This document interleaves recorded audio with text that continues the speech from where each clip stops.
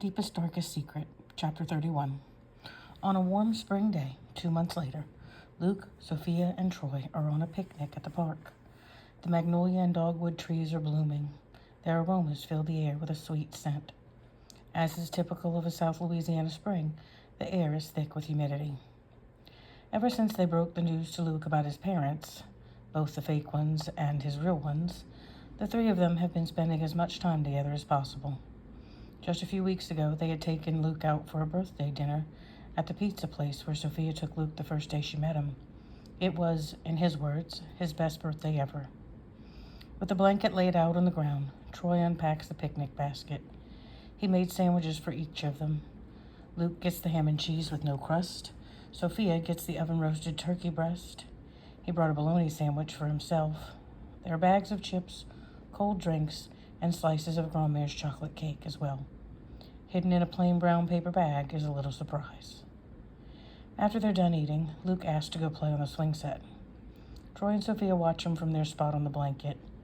Troy goes back to the truck where he had hidden a bouquet of carnations. Nervously, he pulls out the brown paper bag and takes out a pair of plastic champagne flutes, filling them with a clear soda. From his pocket, he pulls out another surprise and puts it in Sophia's glass. "Sophia," he calls to get her attention. She turns around and takes the champagne flute that he's holding out to her, not really looking at it, but laughing. "Nice champagne." She turns back to watch Luke. "A toast?" he asks. She turns around again and holds up her glass to make the toast. It's then that she realizes there's something in hers. She looks at the flute and then back to Troy, realization dawning on her face. He dips his fingers in her glass and holds out the diamond engagement ring. He gets to one knee as best he can. His leg still hurts from time to time. "Sophia Jenkins," he begins, "these last few months with you have been the best of my life. I love your smile. I love your laughter. I love you. We complete each other in a way I never imagined. You are the most beautiful woman I have ever laid eyes on. I cannot imagine a life without you. Will you do me the honor of becoming my wife?" Sophia holds out her left hand so he can put the ring on and covers her mouth with the right. And of course, the tears come, slowly rolling down her cheeks. She's smiling, though, as she says, "Yes, yes, Troy, I will marry you." He slips the ring on her finger, places his hand on her cheek, and they kiss, a soft, sweet kiss that reminds her of their first date. She stares lovingly into his blue eyes. "I can't wait to spend the rest of my life with you." "Neither can I." Smiling, Sophia turns her attention back to the swing set. Troy puts his arms around her from behind and places his chin on her shoulder. He squeezes her gently, no longer nervous, but confident in their future. Together they watch as Luke swings. "I have another question, too," Troy says after a few minutes. "Hear me out. I've talked to a few lawyers. They said with Daniel deceased, they don't see any roadblock to you getting Luke back. One of them said, wait, I wrote it down." He digs a piece of paper out of his pocket. "Regaining custody after signing away rights is challenging, but it can be done if the parent can prove a significant change in circumstances and prove that the child's best interests are served by the change. I would love to have Luke come live with us. I also want to know if you would allow me to adopt him once you get custody back." "Well, my circumstances have definitely changed. Are you really thinking we should take him away from his grandparents?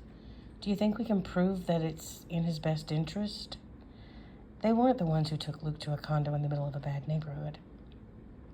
"Yes, he's their grandson, and I know they love him.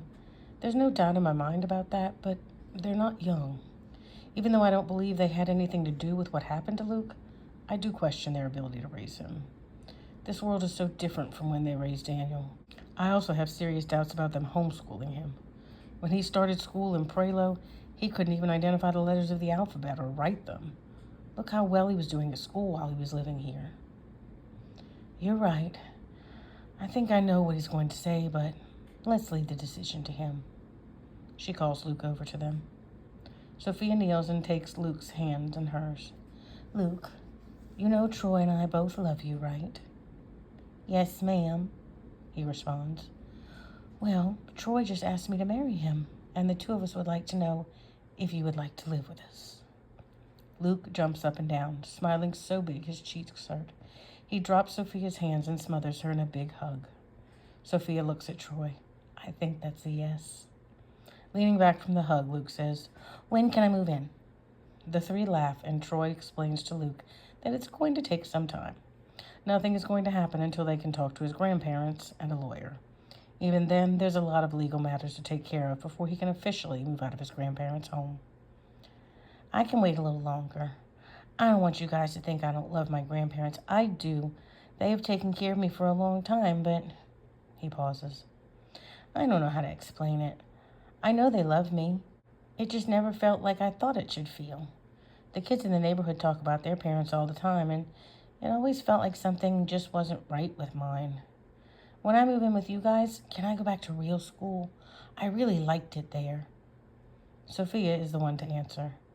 I'm glad you liked it because, yes, or rather if you move in with us, you will have to go to what you call real school.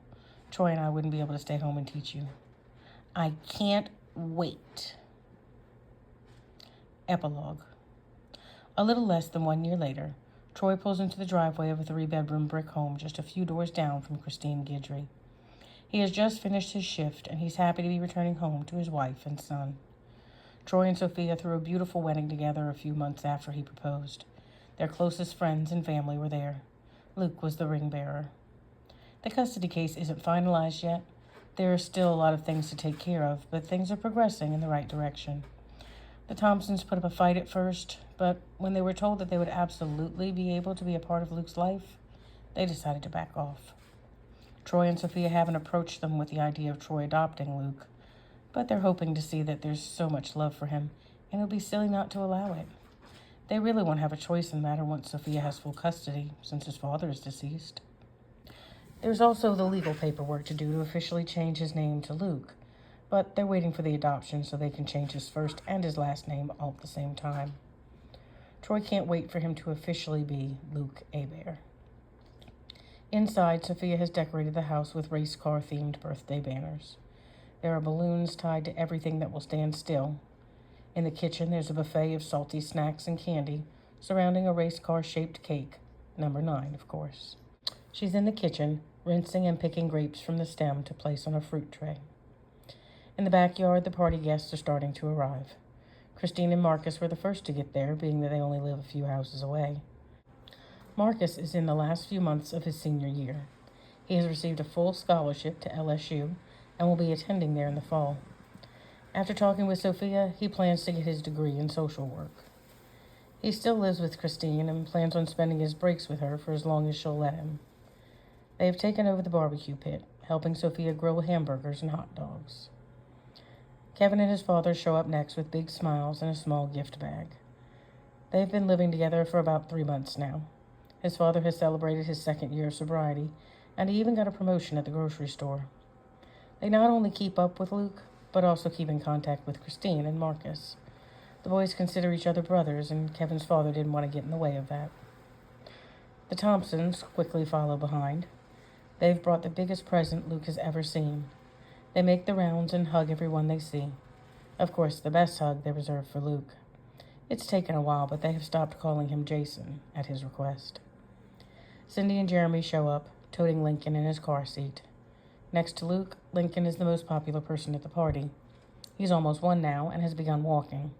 Everyone keeps an eye on him as they enjoy the party to make sure he doesn't pull things down on top of himself. Grandmère walks out of the tiny house Troy built for her at the back of their property. She and Cindy sit together talking about Lincoln and his recent triumphs. She has begun teaching Luke her language and letting Luke in turn teach her English. Of course, being younger, Luke is picking up her language faster than she's picking up his.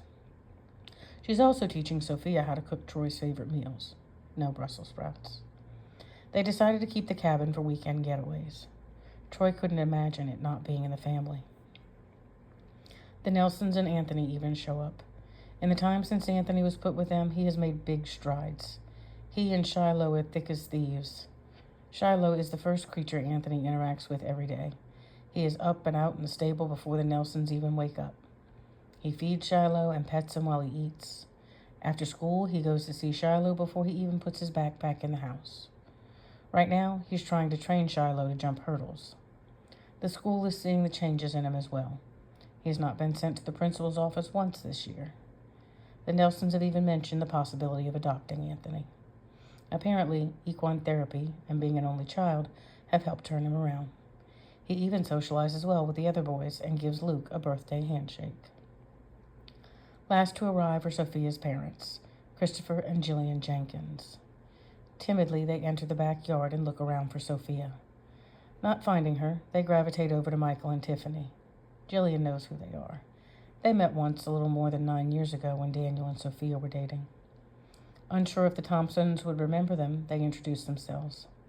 The couples claim one of the tables set up for the party and fall into easy conversation, each couple apologizing for the events that took place in the past. Sophia sees the interaction from the kitchen window. She was concerned about how this meeting would go, but she's happy to see it's working out better than she expected. She sees Luke approach the table and hug her parents. Unexpectedly, tears form in her eyes and she wipes them away. If she hadn't given up Luke all those years ago, this is how his birthday would have looked. 2 sets of grandparents, 2 parents, aunts, uncles, cousins, and friends gathered to celebrate with him. But the past is the past. She can't change it. What she can do is make sure his future birthdays are just as special as this one. Troy walks into the house, wraps his arms around Sophia, and kisses her neck. "Everything ready?" he asks. "I think so. It's nice to have everyone here. I'm happy my parents could make the trip. I know they guided me to do the right thing, even though it didn't turn out the way it was supposed to. Mom told me she regretted their decision from the day they made it. All I know is that things worked out exactly like they were supposed to. God knew what he was doing. Luke is so loved." That he is. Sophia turns to face him. "I wish your parents could have made it. Dad's still not up to traveling. We might need to make a trip out there soon. Can't say I'm not worried about him, but Mom keeps insisting it'll be all right. I'm going to change into civilian clothes. Are you sure you want to tell everybody about our plans?" "I think they'll all be very happy for us, but I am concerned that it will take away from Luke's celebration. This is the first big birthday he's had since we've come together as a family." "It's fine. We'll wait to tell them at Easter. Nothing will be certain before that anyway." He winks at her and kisses her softly. "It'll be our deepest, darkest secret." Thank you for listening to my debut novel, Deepest, Darkest Secret. I hope you enjoyed it, and God bless.